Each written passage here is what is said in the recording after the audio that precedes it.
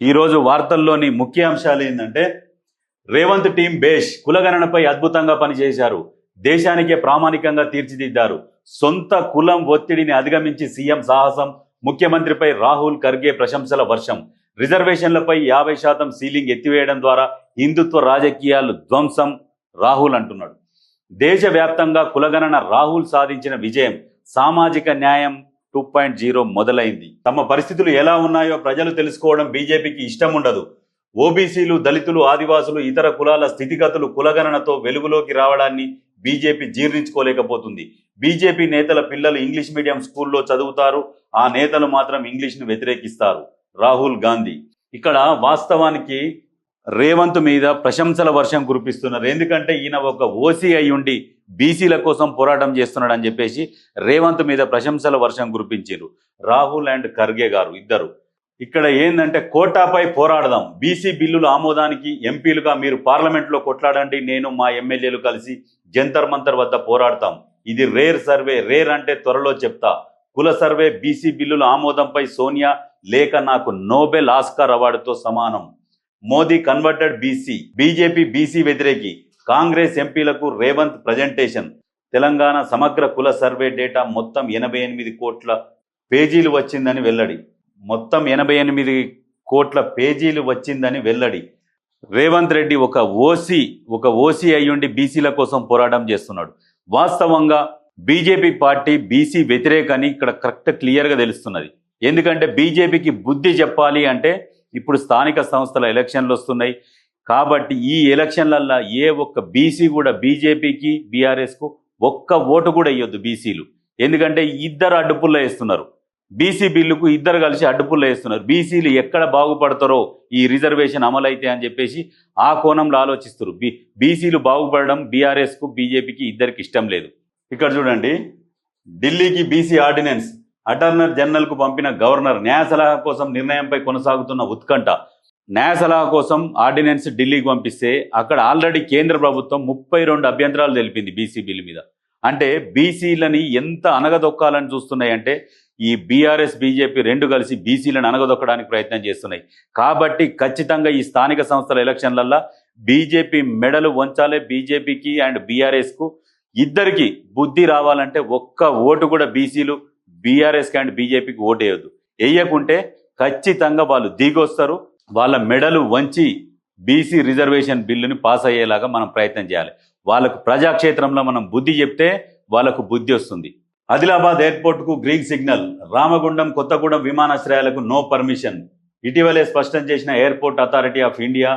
మామనూరు ఎయిర్పోర్టుకు రాష్ట్ర ప్రభుత్వం మరో 140 కోట్లు. రాష్ట్ర ప్రభుత్వానికి ఎయిర్ ఫోర్స్ లేక. ఆదిలాబాద్ ఎయిర్పోర్ట్ కంటే 3 ఒక రామగుండం, కొత్తగూడెలకు కూడా ఇక్కడ కూడా ఎయిర్పోర్ట్లు కావాలని పర్మిషన్ పెట్టుకున్నారు. ఆదిలాబాద్కు 3 పెట్టుకుంటే ఆదిలాబాద్కు పర్మిషన్ ఇచ్చింది airport authority of India. Permission ఇచ్చి అక్కడ ఒక 1500 ఎకరాలు సేకరించాలని రాష్ట్ర ప్రభుత్వానికి సూచించింది. ఇప్పుడు రాష్ట్ర ప్రభుత్వం ఏం చేస్తుందంటే ఫస్ట్ తొలి విడతలనే 900 ఎకరాలు సేకరించాలని నిర్ణయించుకుంది. ఆ తర్వాత ఎయిర్పోర్ట్ వర్క్ స్టార్ట్ అయిన తర్వాత ఇంకొక 600 ఎకరాలు సేకరించాలని నిర్ణయించింది. అక్కడ ఎయిర్పోర్ట్ రావడం వల్ల ట్రాన్స్పోర్టేషన్ కూడా హైవేస్ కానీ రోడ్లు కానీ అక్కడ రియల్ ఎస్టేట్ కానీ చాలా అద్భుతంగా డెవలప్ అవుతుంది. అంటే ఈ రకంగా పనిచేయాలి ముఖ్యమంత్రి. అంటే అంటే ఢిల్లీకి పోతుండు అంటే ఢిల్లీకి ఎందుకు పోతుండు అంటే రాష్ట్ర ప్రయోజనాల కోసం, రాష్ట్ర అభివృద్ధి కోసం పోయి ఢిల్లీలో కేంద్ర ప్రభుత్వాన్ని ప్రశ్నిస్తున్నాడు. కేంద్ర ప్రభుత్వంతో కొట్లాడుతున్నాడు. అక్కడ ఉన్న మంత్రులను కలుస్తున్నాడు. తెలంగాణకు రావాల్సిన ఏవైతే నిధులు ఉన్నాయో, ఏమేమో వచ్చేటివి ఉన్నాయో వాటి కోసం ఫైట్ చేస్తున్నాడు మన ముఖ్యమంత్రి.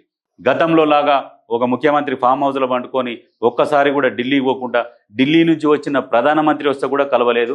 అటువంటి మర్యాద ఇయ్యని ముఖ్యమంత్రికి మన ప్రజల ముఖ్యమంత్రికి తేడా వ్యత్యాసం చూడండి.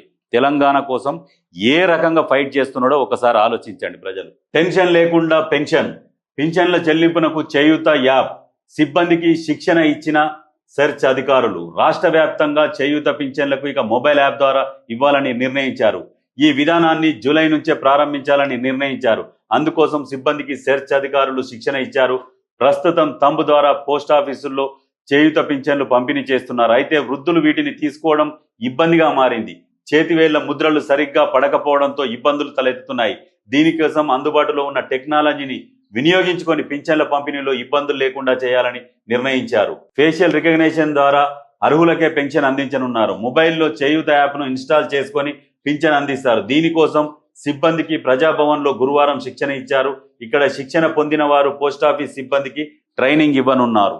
కార్డులు వచ్చేశాయి. నేటి నుంచి రేషన్ కార్డుల పంపిణీ అందజేసేందుకు రాష్ట్ర ప్రభుత్వం ఏర్పాట్లు.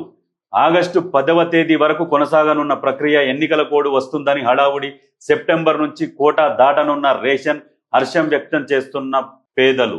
పాత దరఖాస్తులు 1,50,000 వరకు పెండింగ్ ఉన్నాయి. తర్వాత 3 విడతలుగా ఇప్పటికే 5,61,000 రేషన్ కార్డులు ఇచ్చిర్రు. అంటే తెలంగాణ ఏర్పడ్డాక బంగారు తెలంగాణ చేస్తామని చెప్పి ఏ ఒక్క పేద కుటుంబానికి కూడా రేషన్ కార్డు ఇయ్యని ఘనత కేసీఆర్ది. ఇప్పుడు వచ్చిన రేవంత్ సర్కారు 5,61,000 రేషన్ కార్డులు ఇప్పుడు ఇచ్చింది. పాత 1,60,000 దరఖాస్తులు ఉంటే అందులో అర్హులకు ఒక 60,000 మంది ఏమో అర్హులు ఉన్నారు. వాళ్ళని కలుపుకొని మొత్తం 6,70,000 పైచిలకు రేషన్ కార్డులు ఇస్తున్నారు. ఎందుకు ఈ రేషన్ కార్డులు ఇస్తున్నారు? అందరు కూడా జనాలు కూడా ఎందుకు అప్లై చేసుకుంటున్నారంటే సన్న బియ్యం కోసం. సన్న బియ్యం వస్తే వాళ్ళకు ఒక నెల గడిచిపోతూనే ఉంటుంది. దానివల్ల వాళ్ళకి ఎంతో బడ్జెట్ కూడా మిగులుతుంది. కాబట్టి నిజంగా రేవంత్ని దేవునిలాగా తలుచుకుంటున్నారు పేద ప్రజలు సన్న బియ్యం ద్వారా. ఈ రేషన్ కార్డుల పంపిణీ వల్ల చాలా అన్నిటికీ ఉపయోగపడుతున్నది. ఈ ప్రతి విషయంలో ఆరోగ్యశ్రీ కావచ్చు, కొన్ని పథకాలకు రేషన్ కార్డు అవసరం. కాబట్టి ఇంతమంది ప్రజలకు రేషన్ కార్డులు ఇవ్వడం అనేది నిజంగా చాలా అద్భుతం. అది గత ప్రభుత్వం అయితే ఏ ఒక్కరికి కూడా ఒక్క రేషన్ కార్డు ఇచ్చిందా? ఉమ్మడి ఆంధ్రప్రదేశ్లో ఉన్న రేషన్ కార్డులే ఉన్నాయి. కొత్తగా 1,60,000 మంది అప్లికేషన్లు పెట్టుకున్నా కానీ ఏ ఒక్కరికి కూడా రేషన్ కార్డు ఇవ్వలే కేసీఆర్ ప్రభుత్వం. ఇప్పుడు వచ్చిన రేవంత్ అన్న ప్రభుత్వము 5,61,000 రేషన్ కార్డులు మంజూరు చేసింది. ఇంకా ఒక 1,10,000 నెక్స్ట్ విడుదల చేస్తారట. భారీ వర్షాలకు అలర్ట్ గా ఉండండి. 2 రోజులుగా భారీ వర్షాలు కురుస్తున్న నేపథ్యంలో ఆర్ఎండ్బి అధికారులు అప్రమత్తంగా ఉండాలని రాష్ట్ర రోడ్ల భవనాల శాఖ మంత్రి కోమటిరెడ్డి వెంకటరెడ్డి ఆదేశించారు. సూపరింటెండెంట్లు, ఇంజనీర్లు జిల్లా కేంద్రంలోనే అందుబాటులో ఉండి క్షేత్రస్థాయిలో ఎప్పటికప్పుడు మానిటరింగ్ చేయాలని గురువారం ఒక ప్రకటనలో సూచించారు. ప్రతి 4-5 గంటలకు ఒకసారి ఆయా ఏరియాల్లో పరిస్థితులపై సమీక్ష చేయాలని ఆదేశించారు. ఇంకా 2 రోజుల్లో కూడా 13 జిల్లాలలో ఆరెంజ్ అలర్ట్ ప్రకటించింది వర్షాలు వస్తున్నాయని. కాబట్టి మెయిన్ ఎక్కడ వర్షాలు వచ్చినా గ్రామాలలో వర్షాలు వస్తే అంత ఇబ్బంది ఉండదు. కానీ హైదరాబాద్లో కానీ కొద్దిపాటి వర్షాలకి హైదరాబాద్ అంతా అతలాకుతలం అవుతున్నది. ఎందుకంటే దీని మీద ఇంకా హైడ్రా కూడా చురుకుగా పనిచేయాలి. ఆ కాలువల మీద ఎక్కడెక్కడైతే వాటర్ జామ్ అవుతున్నాయో ఇప్పటికైనా ఈ వర్షాలు వచ్చే సీజన్లో వాటిని గుర్తించి అక్కడ ఉన్న ఇళ్లను తొందరగా తొలగిస్తే ఈ ముంపుకు గురి అయ్యే ఎవరెవరైతే కాలనీలు ఉన్నాయో వాళ్ళందరూ వాటి బారి నుంచి బయటపడే అవకాశం ఉన్నది. ఎంతో మంది ఆర్థికంగా నష్టపోతున్నారు. ప్రతి వర్షాకాలం ఇళ్లకు వరదలు వచ్చేసి టీవీలు, ఫ్రిడ్జ్లు ఇవన్నీ ఖరాబ్ కావడం, ఎంతో నష్టపోవడం ఇట్లాంటివి జరుగుతున్నాయి. కాబట్టి హైడ్రా వీలైనంత త్వరగా ఎక్కడెక్కడైతే ముంపుకు గురవుతున్నదో ఆ ముంపుకు కారణం ఏంది అనేది అక్కడ ప్రాబ్లం చూసి అక్కడ సొల్యూషన్ చేయాలి. అక్కడ ప్రాబ్లము అక్కడ ఎక్కడైతే ప్రాబ్లం ఉన్నదో ఏ ఇండ్లు అయితే అడ్డం కట్టిరో కాలువల మీద ఆ ఇండ్లను తీసేసి కాలువలు సాఫీగా పోయేటట్టు పొయ్యి మూసీలో కలిసేటట్టు చూడాలి. చెరువులకు పోయే కూడా అడ్డుకట్ట వేసిరు. ఒకప్పుడు మెహదీపట్నం నుంచి వరదలు డైరెక్ట్ గండిపేటకు పోతుండే. ఈ మెహదీపట్నం దగ్గర నుంచి చుట్టూ కూడా చాలా మంది ఎక్కడెక్కడైతే ఈ వంపులు ఉన్నాయో ఆ గండిపేటకు కానీ గండిపేటలకు పోయే ఏదైతే చిన్న చిన్న కాలువలు ఉన్నాయో వాటి కాలువలను మొత్తం పూర్తి చేసి ఇల్లు కట్టుకుంటే ఆ వాటర్ ఎక్కడికి పోతే అక్కడనే జామ్ అయ్యి డ్రైనేజీలలో పోలేక నిండి కాలనీలలోకి వచ్చేసి